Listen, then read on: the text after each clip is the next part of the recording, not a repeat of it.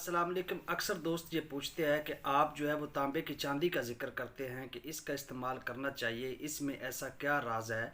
तो ये मैं बताना चाहता हूँ, जो एक्सपीरियंस की बुनियाद पर, तजुर्बे की बुनियाद पर, एक्सपेरिमेंट्स जो गुजरे हैं उससे ये रिज़ल्ट निकला है कि अगर आप बाज़ार से चांदी जो है वो सिल्वर लेते हैं, उस पे आप वो शिंगरफ जो है, मोमिया है या फायर प्रूफ है, कैमोनार है, वो तरह करते हैं तो वो रिज़ल्ट नहीं देती।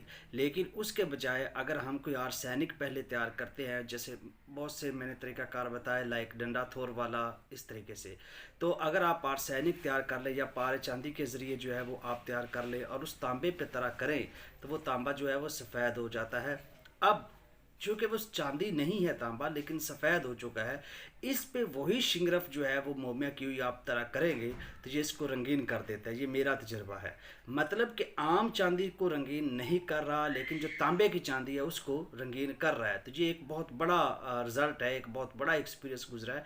मैं इसलिए कहता हूँ कि अगर आप दुआ बनाते हैं, दुआ कमज़ोर भी रह गए तो परेशान मत हों, तांबे की चांदी तैयार करें, उससे नतीजा लें। शुक्रिया।